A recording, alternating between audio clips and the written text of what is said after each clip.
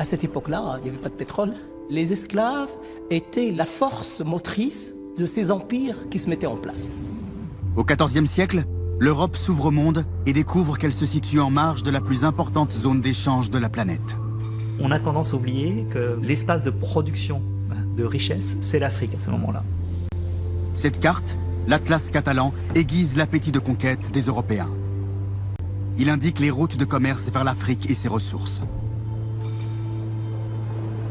Un petit royaume s'élance le premier à l'assaut des côtes africaines, le Portugal. Figés dans la pierre à 52 mètres au-dessus du fleuve, les héros du Portugal, pionniers de la conquête, dominent l'océan qui leur a apporté tant de prestige et de richesse.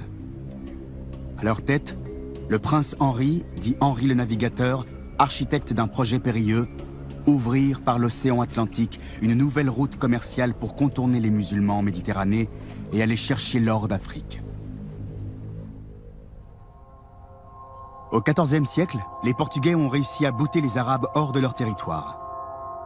Le royaume a maintenant les coudées franches pour partir à la conquête du monde. 1434. Les Portugais tracent la première voie maritime au large de l'Afrique. Cap Bojador, l'île d'Arguin, les îles du Cap-Vert, chaque kilomètre parcouru est une bataille remportée face aux musulmans, présents sur toute la partie nord du continent. Lisbonne a longtemps glorifié ses grands explorateurs. C'est oublier que la plupart d'entre eux ont bâti leur fortune sur la traite d'esclaves. Aujourd'hui, Lisbonne fait peau neuve. Après le monument des découvertes, les travaux de rénovation se sont étendus au quartier de l'Alfama. Par hasard, les ouvriers déterrent les fondations de l'ancien port de commerce. En un siècle, Lisbonne est devenue la plus riche capitale d'Europe, loin devant Paris, Londres ou Amsterdam.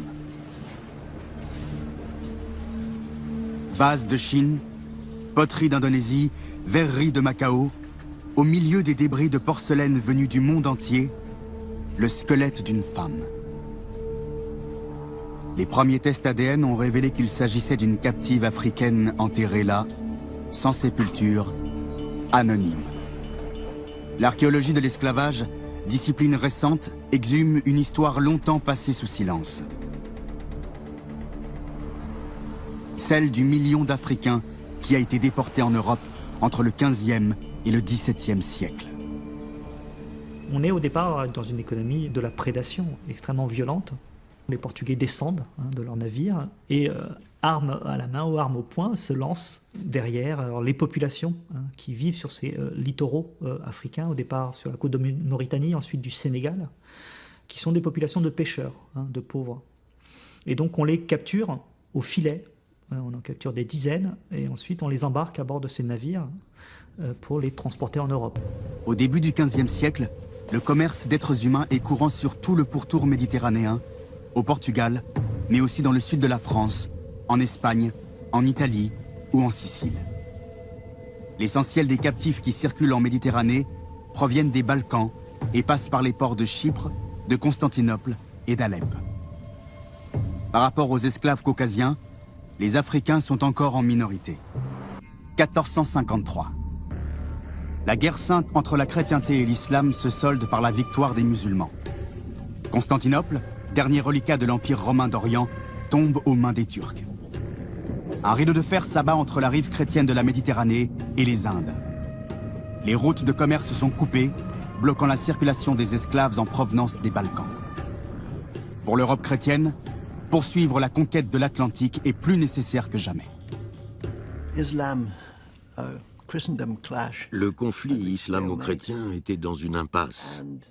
Et toute la région dans laquelle ils achetaient habituellement des esclaves était soit christianisée, soit islamisée. Il ne restait plus qu'un territoire vers lequel se tourner. L'Afrique s'est retrouvée associée à l'esclavage à cause de ces événements.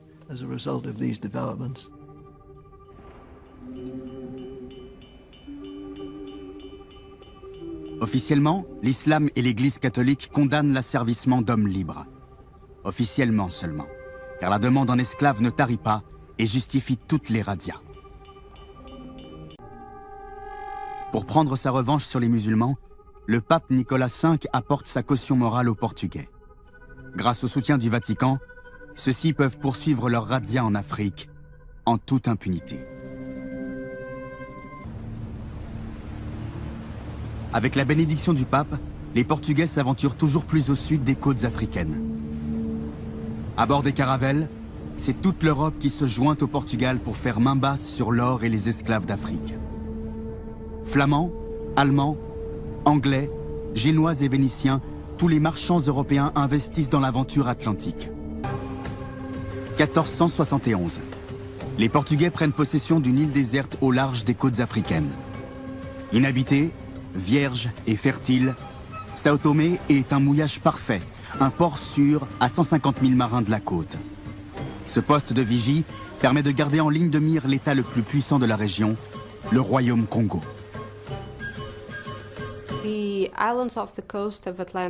Les îles de la côte atlantique de l'Afrique étaient des bases très importantes pour la navigation, c'est-à-dire principalement des ports d'escale.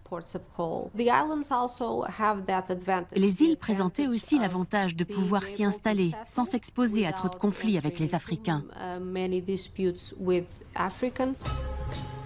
À 10 jours de mer de Sao Tomé, s'étend le Royaume Congo, un pays 2 fois plus grand que le Portugal. C'est un pays riche et organisé avec lequel les musulmans n'ont pas été en contact.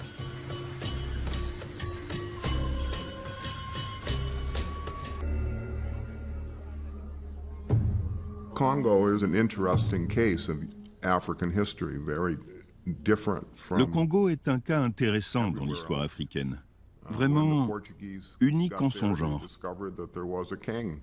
À leur arrivée, les Portugais ont découvert qu'il y avait là un roi et qu'il y avait ce qu'ils ont appelé un royaume. De plus, c'était une région où il n'y avait pas la moindre influence islamique. Les Portugais sont entrés en contact avec le roi pratiquement sur un pied d'égalité. Et comme ils n'étaient pas musulmans, il n'y avait aucune tension religieuse. Les Portugais sont les seuls à proposer à Alfonso Ier, roi du Congo, des produits venus de Méditerranée. Pour la première fois, les voilà en situation de monopole sur un territoire africain. Mais la fièvre de l'or pousse les Portugais à continuer leur conquête. Ils apprennent qu'à Elmina se trouvent les mines d'or des Akans. Pour eux, le seul moyen de se procurer le précieux minerai est d'offrir aux Akans ce dont ils ont le plus besoin, des esclaves pour descendre dans les mines. Ils vont alors devenir les négriers de ce royaume. Elmina signifie la mine, et c'est l'or qui les intéressait, ce qu'ils appelaient la côte de l'or, parce qu'une grande partie de l'or provenant de l'intérieur des terres arrivait là.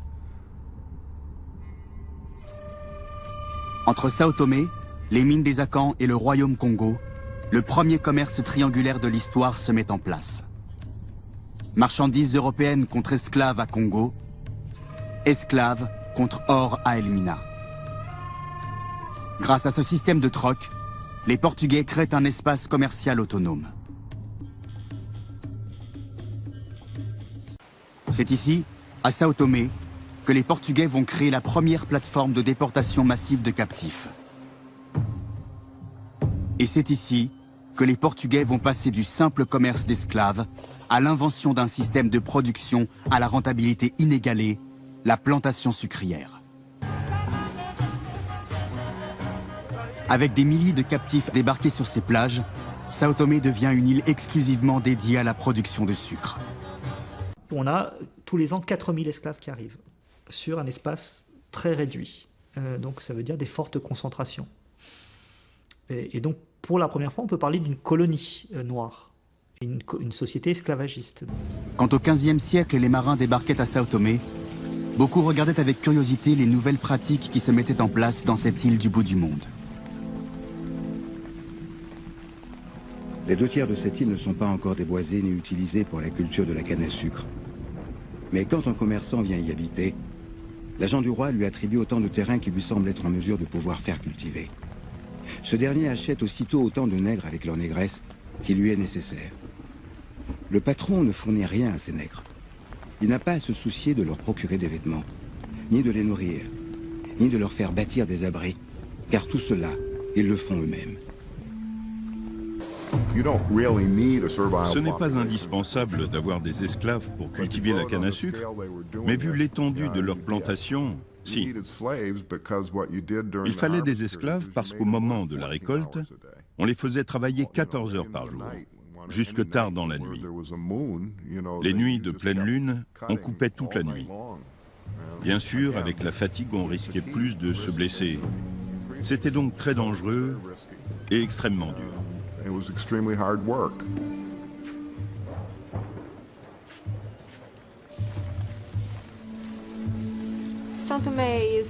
Sao Tomé est un laboratoire pour plusieurs raisons. C'est la première grande expérimentation du genre sous les tropiques et c'est ce qui a permis plus tard le transfert de la production vers le Brésil et encore plus tard vers les Caraïbes.